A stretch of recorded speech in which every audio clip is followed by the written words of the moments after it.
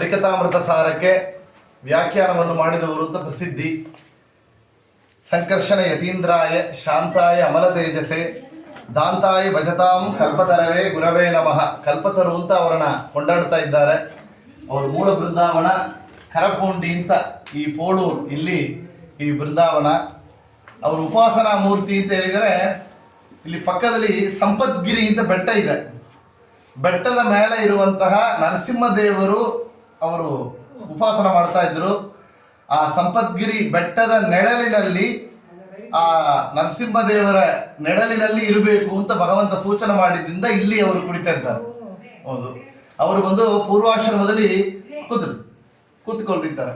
ಪೂರ್ವಾಶ್ರಮದಲ್ಲಿ ದೊಡ್ಡ ಸಂಪತ್ತು ಬರೆಯಿತು ಅಂತ ಇರುವ ಸಮಯದಲ್ಲಿ ಅವರು ಬಂದು ಉತ್ತರಾಜ ಮಠಕ್ಕೆ ಇವರು ಮಣತನದಿಂದ ಸಾಲ ಕೊಟ್ಟಿದ್ರಂತೆ. ಒಂದು ಕಾಲದಲ್ಲಿ ಸಾಲ ಕೊಟ್ಟ ಸಮಯದಲ್ಲಿ ಉತ್ತರಾಜಿ ಮಠದ ಆ ರಾಮದೇವರು ಪೂಜೆ ಮಾಡಿದ ಮಂಟಪನನ್ನ ಬಂದು ಆ ಕಾಲದಲ್ಲಿ ಲೀಸಾಂಗ ಸೆಕ್ಯೂರ್ಡ್ ಮಾಡ್ಲಿಕ್ಕೋಸ್ಕರ ಇಟ್ಟಿದ್ದಾರೆ.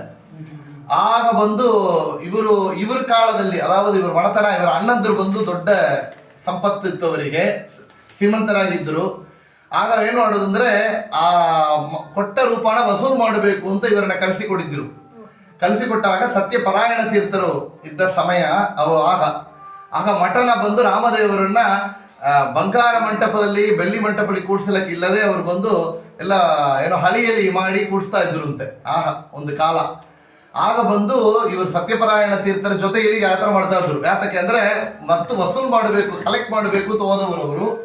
ಆಗ ಹೋದ ಸಮಯದಲ್ಲಿ ಅವರು ಪಾಠ ಪ್ರವಚನಗಳನ್ನ ಕೇಳುತ್ತಾ ಇವರಿಗೆ ವೈರಾಗ್ಯ, ಭಕ್ತಿ, ನ್ಯಾಯತಃ ಅವರು ಒಂದು ಸ್ವರೂಪ ಯೋಗ್ಯತೆ, ರುದ್ರಾಂಶ ಸಂಭೂತರವರು. ಅದರಿಂದ ಏನ್ ಮಾಡಿದ್ರು ಅಂದ್ರೆ ಎಲ್ಲನೇ ಏನ್ ಮಾಡಿಬಿಟ್ರು ಅಂದ್ರೆ ರೂಪ ತೊಕ್ಕಲ್ಲದೆ ನಮ್ಮ ಗುರುಗಳಿಗೆ ಕಾಣಿಕೆ, ನಾ ಇಷ್ಟು ದಿನ ನಿಮ್ಮ ಹತ್ರ ಪಾಠ ಓದಿದ್ದೇನೆ, ಎಲ್ಲ ತಿಳ್ಕೊಂಡಾನೆ, ಏನು ಕಾಣಿಕೆ ಅಂದ್ರೆ ಮಠದ ಏನೇನು ನೀವು ಇದು ಮಂಟಪ ಇದು ಏನಿದೆಯೋ ಎಲ್ಲನೇ ನಾನು ಕೊಟ್ಟು ಬಿಡ್ತೇನೆ. ಆಗ ರೂಪ ಕೊಟ್ಟಾಗ ನಾನು ಅನ್ನತ್ತಲ್ಲಿ ಬರೆದು ಕೊಡ್ತಾನೆ. ಏನಕ್ಕೆ ಅಂದ್ರೆ ನನಗೆ ಅಂತ ಒಂದು ಈ ಸೊತ್ತಲಿ, ಈ ಪ್ರಾಪರ್ಟಿಲಿ ಏನು ಒಂದು ಪಾರ್ಟ್ ಇದೆಯೋ ಅದು ನಾನೇ ಮಠಕ್ಕೆ, ನನ್ನ ಮಠ ಸಾರ್ಬಿಡಿ ನಾ ಕೊಟ್ಟು ನಮ್ಮ ಅಣ್ಣನಿಗೆ ಕೊಟ್ಟು ನಾನು ಸಾಲ ತೀರಿಸಿದಂಗೆ ಬರೆದು ಕೊಟ್ಟು ಬಿಡ್ತೇನೆ ಅಂತ ಬರೆದು ಕೊಟ್ಟು ಬಿಟ್ರಂತೆ. ಅಷ್ಟು ದೊಡ್ಡ ವೈರಾಗ್ಯ ಶಿಖಾಮಣಿಗಳು ತನ್ನ ಎಲ್ಲನೇ ಕೂಡ ಉತ್ತರಾಜ ಮಠಕ್ಕಾಗಿ ತ್ಯಾಗವನ್ನು ಮಾಡಿ ಮುಂದೆ ಅವರು ಒಂದು ಸತ್ಯಪರಾಯಣ ತೀರ್ಥರಲ್ಲಿ ಸನ್ಯಾಸಾಶ್ರಮವನ್ನು ತಗೊಂತಾರೆ. ಇನ್ನೊಂದು ವಿಶೇಷ ಏನಂದ್ರೆ ಉಡುಪಿಯಲ್ಲಿ ಸೋದೆ ಮಠ ಪರಂಪರೆಯಲ್ಲಿ ಹೆಂಗ ನಾವು ಒಂದು ವಾದಿರಾಜರನ್ನ ನಾವು ಬಂದು ಭಾವಿ ಸಮೀರರು ಅಂತ ಹೇಳ್ತೇವೆ. ಆ ಉತ್ತರಾಜ ಮಠದಲ್ಲಿ ಭೂತರಾಜರು ಮುಂದೆ ಬರುವಂತಹ ರುದ್ರದೇವರು ಅಂತ ಹೇಳ್ತೇವೆ. ಆ ಪರಂಪರೆಯಲ್ಲಿ ಬಂದ ವಿಶ್ವಪ್ರಿಯ ತೀರ್ಥರು ಅವರು ಬೃಂದಾವನಾಚಾರ್ಯರು ಅಂತ ಹೆಸರು. ಸ್ವಪ್ನ ಬೃಂದಾವಾಖ್ಯಾನ ಅಂತ ವಾದಿರಾಜರು ಒಳಗಿದ್ದು ಹೇಳಿದ ಗ್ರಂಥ. ಆ ಗ್ರಂಥವನ್ನ ಹಿಂದೆ ಬಂದು ಪ್ರಬಲ್ಯ ಮಾಡಿದವರು ಅಂದ್ರೆ ವಿಶ್ವಪ್ರಿಯ ತೀರ್ಥರು, ಬೃಂದಾವನಾಚಾರ್ಯರು ಅಂತ ಹೆಸರು ಅವರಿಗೆ. ಅವರು ಮುಂದೆ ಇಂದ್ರ ಪದವಿ ಬರುವವರು ಅಂತ ಪ್ರಸಿದ್ಧಿ. ಸೋದೆ ಮಠ ಕಥೆ ಎಲ್ಲ ಕೇಳಿದ್ರೆ ನಮಗೆ ಗೊತ್ತಾಗತ್ತೆ. ಆ ವಿಶ್ವಪ್ರಿಯ ತೀರ್ಥರು ಸೋದೆ ಮಠದಲ್ಲಿ ಇದ್ದಾಗ ಅವರಲ್ಲಿ ಇವರು ಪಾಠವನ್ನು ಕೂಡ ಓದಿದ್ದಾರೆ ಅಂತ ತಿಳಿತೇವು. ಆಗ ಸತ್ಯಪರಾಯಣ ತೀರ್ಥರಲ್ಲಿ ಸನ್ಯಾಸಾಶ್ರಮವನ್ನು ತಗೊಂಡು ಸಂಕರ್ಷಣ ಒಡೆಯರು ಅಂತ ಅವರಿಗೆ ನಾಮಕರಣ ಮಾಡಿದ್ದಾರೆ.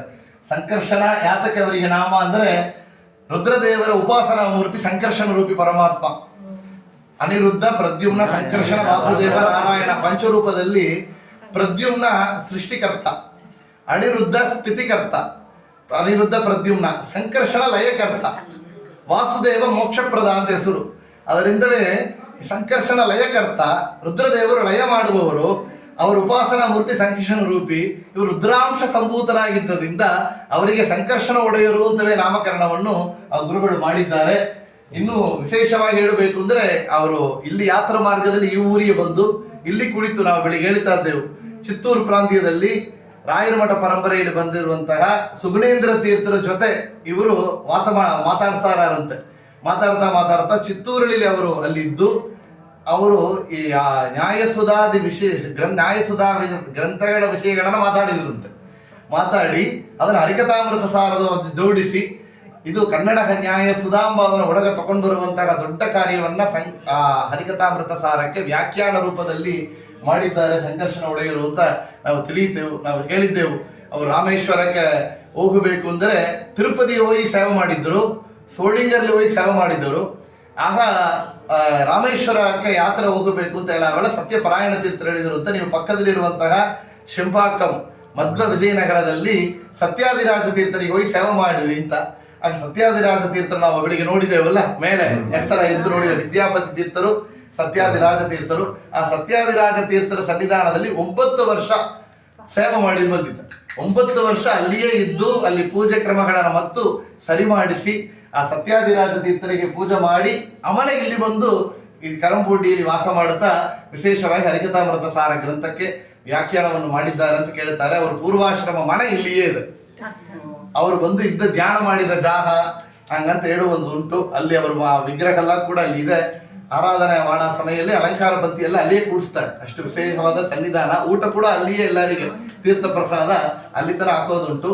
ಪಕ್ಕದಲ್ಲಿ ಆಂಜನೇಯರ ಸನ್ನಿಧಾನ ಇದೆ, ಅವರೇ ಪ್ರತಿಷ್ಠೆ ಮಾಡಿ ಪೂಜೆ ಮಾಡಿದ್ದು ಅಂತ ಹೇಳುವ ವಿಶೇಷ. ಇನ್ನು ಅವರ ಬಗ್ಗೆ ಇನ್ನು ಮುಖ್ಯವಾಗಿ ಹೇಳಬೇಕು ಅಂದ್ರೆ ಎಷ್ಟೋ ಮಹಿಮೆಗಳನ್ನ ಹೇಳ್ತಾರೆ. ಸಂಪತ್ಗಿರಿಯ ಬೆಟ್ಟಕ್ಕೆ ಹೋಗಿ ದರ್ಶನ ಮಾಡಿಸ್ತಾ ಬರ್ತಾರಂತ. ಇಲ್ಲಿಯೇ ವಾಸ ಮಾಡ್ತಾ ಇದ್ರು. ಇಲ್ಲಿ ಅವ್ರನ್ನ ಬೃಂದಾವನ ಮಾಡಬೇಕು ಅಂತ ಹೇಳಿದಾಗ ಇವರು ಬೆಳ್ಳಿಯಲ್ಲಿ ಕೃಷ್ಣದೇವರಿಟ್ಟು ಪೂಜೆ ಮಾಡ್ತಾ ಇದ್ರು. ಅವರು ಉಪಾಸನ ಮೂರ್ತಿ ಗೋಪಾಲ ಕೃಷ್ಣದೇವರು.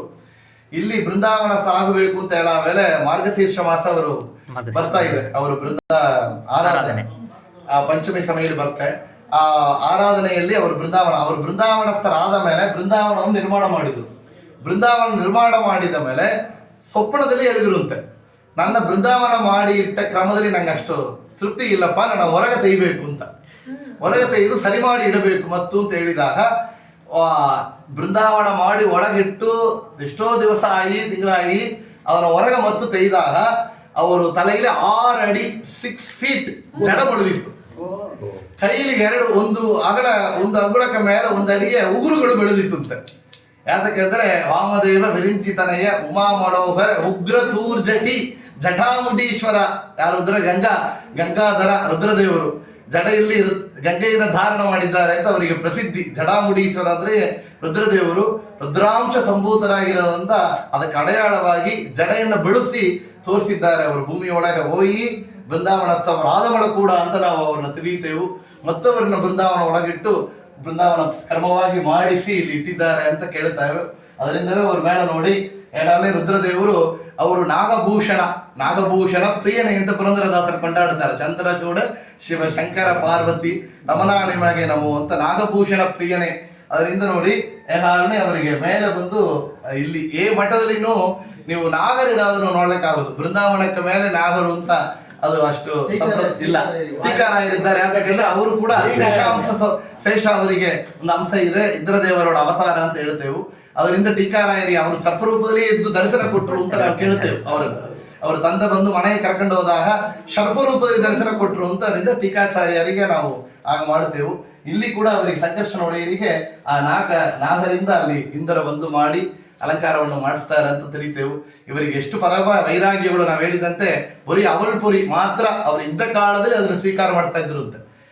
ನಾಳೆ ನೀವು ಕುಂಭಕೋಣ ಓದ್ತಾ ಇದ್ದೀರಾ, ಅಮ್ಮಾಳತ್ತೆ ಅಂತ ಸಮೀಪ ಕಾಲದಲ್ಲಿದ್ದ ಅವರು ನಿತ್ಯನ ಬರೀ ಹಾಲು ಮಾತ್ರ ತಕೊಂಡು ಜೀವನವನ್ನು ನಡೆಸಿದವರು 104 ವರ್ಷ ಇದ್ದವರು ಅಂತ ಅವ್ರನ್ನ ಕೇಳುತ್ತೇವೆ. ಅಂದ್ರೆ ಈಗ ಸಮೀಪ ಕಾಲದಲ್ಲಿ ಇದ್ದವರಿಗೆ ಅಷ್ಟೊಂದು ವೈರಾಗ್ಯ ಅವರು ಸಂಕರ್ಷಣ ಒಡೆಯರು ಹೇಗಿದ್ದಿರ್ಬೇಕು. ಬರೀ ಅವಲ್ಪುರಿ ಮಾತ್ರ ತಕೊಂಡು ಜೀವನವನ್ನು ನಡೆಸ್ತಾ ಇಲ್ಲಿ ಆ ಹರಿಕಥಾಮೃತ ಸಾರ ಗ್ರಂಥವನ್ನು ಕೊಟ್ಟಿದ್ದಾರೆ. ಅಂದ್ರೆ ಅವರು ತಕೊಂಡದ್ದು ಕೊಂಚ ಕೊಟ್ಟದ್ದು ತುಂಬಾ ಅಂತಾರೆ. ನಾವೆಲ್ಲ ತಕೊಂಬೋದು ತುಂಬಾ. ಎಲ್ಲಾದ್ರಲ್ಲಿ ತಕೊಬೇಕು 3 ವೇಳೆ 5 ವೇಳೆ 8 ವೇಳೆ ಏನೇನು ಸಿಕ್ಕತ್ತೆಯೋ ಅದು ಹಣಕಾಸು ಊಟ ತಿಂಡಿ ಏನಾದ್ರೂ ಎಲ್ಲ ಕಟ್ಟಿ ತಕೊಂಡು ಹೋಗ್ಬೇಕು. ನಾವು ಯಾರಿಗೆ ಕೊಡೋದು ಕೊಂಚ. ಅವರು ತಕೊಂಡದ್ದು ಕೊಂಚ, ಪೊರಿ ಮಾತ್ರ. ಕೊಟ್ಟದ್ದು ನಮಗೆ ಹರಿಕಥಾಮೃತ ಸಾರ ಇತ್ಯಾದಿ ಗ್ರಂಥಗಳಿಗೆ ವ್ಯಾಖ್ಯಾನ ಎಂಬ ದೊಡ್ಡ ಸಂಪತ್ತನ್ನ ಸಂಪದ್ಗಿರಿವಾಸಿಯಾದ ನರಸಿಂಹದೇವರನ್ನು ಉಪಾಸನ ಮಾಡುತ್ತಾ ದೊಡ್ಡ ಸಂಪತ್ತಾದ ಜ್ಞಾನ ಸಂಪತ್ತನ್ನು ನಮಗೆ ಕೊಟ್ಟಿದ್ದಾರೆ. ಹರಿಕಥಾಮೃತ ಸಾರಕ್ಕೆ ವ್ಯಾಖ್ಯಾನವನ್ನು ಕೊಟ್ಟಿದ್ದಾರೆ. ಇವತ್ತು ಕೂಡ ಅವರು ನಿತ್ಯನೂ ಬರೀ ಅವಲ್ಪುರಿ ಮಾತ್ರ ಅವರಿಗೆ ಇಲ್ಲಿ ನೈವೇದ್ಯ ಆಗುತ್ತಾ ಇದೆ. ಇಲ್ಲಿ ಹಸ್ತೋದಕ ಎಂಬುದು ಆರಾಧನೆ 3 ದಿವಸ ಮಾತ್ರ. ನೀವು ನಾಳೆ ರಘುತ್ತಮ ತೀರ್ಥ ನೋಡಿದರೆ ಗೊತ್ತಾಗತ್ತೆ. ರಘುತ್ತಮ ತೀರ್ಥರಿಗೆ ಅವರು ಪರಮ ವೈರಾಗ್ಯ ಎಷ್ಟು ಅಂದ್ರೆ ಮಡಿ ಪಂಚನ ಅಲ್ಲಿ ಒಣಸಿ ಅಲ್ಲಿ ಒಣ ಹಾಕಿದ್ರೆ ಆ ಅರ್ಧ ಗಂಟೆದ ಪೂಜೆ ಮುಡಿಸಿ ಬಿಡ್ಬೇಕು ಅವರಿಗೆ. ಅವಳು ಎಲ್ಲ ಮತ್ತು ನೋಡ್ರೆ ವಿಸರ್ಜನೆ ಎಲ್ಲ ಮಾಡಿ ನಾರ್ಮಲ್ ಆಗಿ ಅವರು ಬರೀ ಓಪನ್ ಸ್ಪೇಸ್ ಅಲ್ಲಿ ಅವರು ಇದ್ದಾರೆ. ರಘುತ್ತಮ ಸ್ವಾಮಿಗಳನ್ನ ನೋಡಿದರೆ ಆ ಗಿಡ ಕೂಡ ಅಲ್ಲಿ ಮುಳಿಯೋದಿಲ್ಲ ಅಂತ ಹೇಳೋದು. ಗಿಡ ಮುಳದರೆ ಆ ತಾನಾಗಿ ಒಣಗಿ ಬಿದ್ದು ಬಿಡತ್ತಂತೆ. ಯಾಕಂದ್ರೆ ಆ ನೆರಳು ಬಿಡಬಾರದು ಅಂತ ಅವ್ರ ಸಂಕಲ್ಪ ಅವರಿಗೆ. ಅದು ಒಣಗಿ ಬಿಡತ್ತೆ. ಹಂಗೆ ಒಣಗದೇ ಇದ್ದರನು ಕೋತಿ ಬಂದು ಹೊಡೆದು ಬಿಡತ್ತಂತೆ. ಅವ್ರ ವೈರಾಗ್ಯ ರಘುತ್ತಮ ಸ್ವಾಮಿಗಳು ಅಂತ ನಾಳೆ ನೋಡ್ತಾ ಇದ್ದೀರಾ. ಆ ತರ ಅದೇ ರೀತಿಯಲ್ಲಿ ಇಲ್ಲಿ ಸಂಕರ್ಷಣ ಒಡೆಯರು ದೊಡ್ಡ ವೈರಾಗಿ ಶಿಖಾಮಣಿಗಳು ಎಷ್ಟೋ ಮಹಿಮೆಯನ್ನ ತೋರಿಸಿಕೊಟ್ಟಿದ್ದಾರೆ. ಇಲ್ಲಿ ಈ ಕ್ಷೇತ್ರದಲ್ಲಿ ಅವರು ಮಹಿಮೆಯನ್ನ ಚರಿತ್ರೆಯನ್ನು ಓದಿದ್ರೆ ನಮಗೆ ಗೊತ್ತಾಗುತ್ತೆ. ಎಷ್ಟೋ ಜನಗಳಿಗೆ ಕಣ್ಣಿಲ್ಲದವರಿಗೆ ಕಣ್ಣು ಪಾರುವೆ ಬಂದಿದೆ, ಹೊಟ್ಟೆ ನೋವು ಇರುವವರಿಗೆ ವ್ಯಾಧಿಗಳ ಪರಿಹಾರ ಆಗಿದೆ ಅಂತ ನಾವು ಕೇಳುತ್ತೇವೆ ಅವ್ರ ಚರಿತ್ರೆಯಲ್ಲಿ. ಸಂತಾನ ಭಾಗ್ಯ ಬೇಡುವವರಿಗೆ ಮಕ್ಕಳಾಗಿದೆ ಅಂತ ಕೇಳುತ್ತೇವೆ. ಅವರು ಸ್ತೋತ್ರವನ್ನ ಅವರು ಶಿಷ್ಯರಾಗಿದ್ದವರೇ ಬರೀತಾರೆ. ಅವರ ಬಗ್ಗೆ ಸಂಕರ್ಷಣ ಒಡೆಯರು ಮಹಿಮೆಯನ್ನ ಸ್ತೋತ್ರವಾಗಿ ಬರೆದಿದ್ದಾರೆ. ಅದರ ಎಷ್ಟೋ ಮಹಿಮೆಗಳನ್ನ ಅವರು ಫಲಶ್ರುತಿಯಾಗಿ ಹೇಳಿದ್ದಾರೆ. ಸಂಕರ್ಷಣ ಒಡೆಯರವರಿಗೆ ಮಾಡುವಂತ ಸೇವೆ, ದರ್ಶನ, ಅವರ ಸ್ತೋತ್ರ ಪಾರಾಯಣ ಏನು ಮಹಿಮೆಯನ್ನು ಕೊಡ್ತಾ ಇದೆ ಅಂತ ದೊಡ್ಡ ಅವರೇ ನೋಡ್ರಿ. ಅವರು ಶೋಕ ಸಂಕರ್ಷಣ ಯತೀಂದ್ರಾಯ ಶಾಂತಾಯ ಅಮಲ ಛೇದಸೆ ಅಂತ. ಅಮಲರು ಅಂದ್ರೆ ನಾವೆಲ್ಲ ಮಲರು. ಮಲ ಅಂದ್ರೆ ಅಶುದ್ಧ, ಎಲ್ಲದಲ್ಲಿ ಮನಸ್ಸಿನಲ್ಲಿ, ದೇಹದಲ್ಲಿ, ಮಾತಿನಲ್ಲಿ ಎಲ್ಲ ಮಲ. ಅವರು ಅಮಲ. ಯಾತಕ್ಕೆ ಅಂದ್ರೆ ದೋಷ ದೂರನಾದ ಸಂಪದ್ಗಿರಿವಾಸ ನರಸಿಂಹದೇವರ ಉಪಾಸನ ಬಲದಿಂದ ಅಮಲರಾಗಿದ್ದಾರೆ. ಭಜತಾಂ ಕಲ್ಪತರವೇ ಗುರವೇ, ಕಲ್ಪತರುವಾಗಿದ್ದಾರೆ. ಬೇಡುವವರಿಗೆ ಕಾಮಧೇನು ಕಲ್ಪತರುವಾಗಿದ್ದು ನಮ್ಮ ಎಲ್ಲ ಭೀಷ್ಟಗಳನ್ನ ಪೂರ್ತಿ ಮಾಡುವಂತಹ ಸಂಕರ್ಷಣ ಒಡೆಯರು. ನಾವು ಬೃಂದಾವನ ಈ ಒಂದು ಸಂಚಾರ, ಈ ಒಂದು ಟ್ರಾವೆಲ್ಸ್ ಮೂಲಕ ನೀವೆಲ್ಲ ಬಂದಿದ್ದೀರಾ. ಇವತ್ತು ಬೆಳಿಗ್ಗೆಂದ ಪ್ರಾರಂಭ ಮಾಡಿದರೆ ಬುದ್ಧಿಗೆ ಮಠ ವಿಜಯೇಂದ್ರ ತೀರ್ಥರ ದರ್ಶನ, ನವಬೃಂದಾವನದಲ್ಲಿ 9 ಯತಿಗಳ ದರ್ಶನ 10, ಆಮೇಲೆ ಸತ್ಯವಿಜಯ ನಗರದಲ್ಲಿ ಸತ್ಯವಿಜಯ ತೀರ್ಥರು ಮತ್ತು ರಂಗನಾದ ರಂಗ ಒಡೆಯರು. ಆಗ ಎಷ್ಟು 12 ಮೂಲ ಬೃಂದಾವನ ಆಗಿ 13ನೇದು ಸಂಕರ್ಷಣ ಒಡೆಯರು. 13 ಅದು ದೀಪದಲ್ಲಿರುವಂತಹ ಭಗವಂತನ ರೂಪಗಳು ಅಂತ ಸಂಕರ್ಷಣ ಒಡೆಯರು ಹರಿಕಥಾಮನ ಸಾಲ ಹೇಳ್ತಾರೆ. ದೀಪಾಂಬಾದ ಏನು ಅಂದ್ರೆ ಜ್ಞಾನ ಕೊಡುವಂತಹದ್ದು. ದೀಪ ಸಂಯೋಜನಾಧ್ಯಾನಂ ಪುತ್ರಲಾಭೋ ಭವೇದ್ರುವ ಅಂತ. ದೀಪವನ್ನು ಕೊಡುವಂತಹ ರೂಪ ಭಗವಂತನ ಆ ದೀಪದಲ್ಲಿ 13 ರೂಪದಲ್ಲಿ ಭಗವಂತ ಇದ್ದಾನೆ ಅಂತ ಹೇಳ್ತೇವೆ. ವಿಶೇಷವಾಗಿ ಜ್ಞಾನ ಸಂಪತ್ತು, ಪುತ್ರ ಸಂಪತ್ತು ಎರಡನೇ ಕೊಡುವವರು. ಸಂಪದ್ಗಿರಿ ವಾಸಯಾದ ಅವರು ನಾರಾಯಣನ ನರಸಿಂಹದೇವರನ್ನ ಸ್ಮರಣ ಮಾಡುವವರು. ಮುಖ್ಯವಾಗಿ ನಮ್ಮ ಎಲ್ಲರಿಗೂ ಕೂಡ ವಿಶೇಷವಾಗಿ ಜ್ಞಾನಭಕ್ತಿ ವೈರಾಗ್ಯವನ್ನು ನೀಡಲಿ. ನಮ್ಮ ಮಕ್ಕಳ ಎಲ್ಲರಿಗೂ ಕೂಡ ನಮ್ಮೆಲ್ಲರಿಗೂ ಒಳ್ಳೆ ಆಯುಷ್ಯ ಆರೋಗ್ಯವನ್ನ ಕರುಣಿಸಲಿ. ರುದ್ರದೇವರು ಮನೋನಿಯಾಮಕರು ಅಂತ ಹೇಳ್ತೇವೆ. ನಮ್ಮ ಮನಸ್ಸು ತೈಲಧಾರೆಯಂತೆ ಶ್ರೀಹರಿಯಲ್ಲಿ ಮನಸ್ಸು ಕೊಡೋ ಸಂಭೋ ಕೈಲಾಸವಾಸ ಗೌರೀಶ ಈಶ ಅಂತ ವಿಜಯದಾಸರು ಕೊಂಡಾಡುತ್ತಾರೆ. ನಮ್ಮ ಮನಸ್ಸು ಅಲ್ಲೆಲ್ಲಿ ಅಳಿಬಾರದು. ವಿಷ್ಣು ಭಕ್ತಿಯಲ್ಲಿ ಇರಬೇಕು ಅಂದ್ರೆ ರುದ್ರದೇವರು ಮನೋನಿಯಾಮಕರಾಗಿದ್ದು ಅನುಗ್ರಹ ಮಾಡಬೇಕು.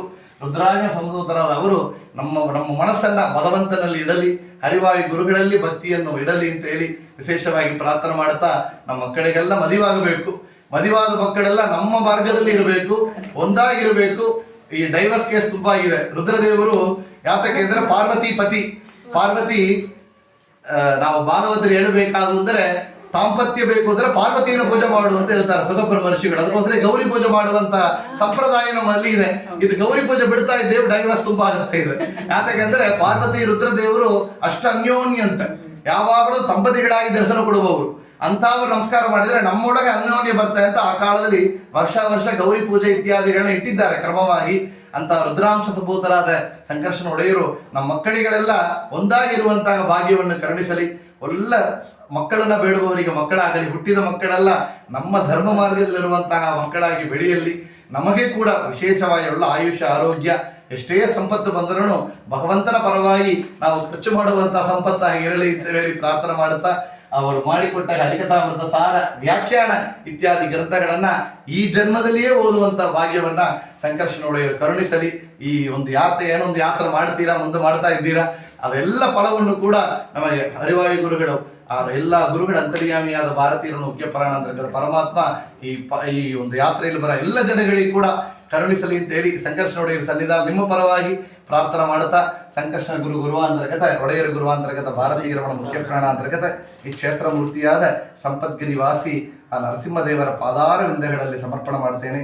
ಶ್ರೀ ಕೃಷ್ಣಾರ್ಪಣಮಸ್ತು. ಕಾಯೇನ ವಾಚಾ ಮನಸೇಂದ್ರಿಯರ್ವಾ ಬುದ್ಧ್ಯಾತ್ಮನಾ ವಾ ತನುಶ್ರುತ ಸ್ವಭಾವ ಕರೋ ಯತ್ ಕರೋ ಪರಸ್ಮೈ ನಾರಾಯಣಾಯ ಇತಿ ಸಮರ್ಪಯಾಮಿ. ಎಲ್ಲ ಹೇಳ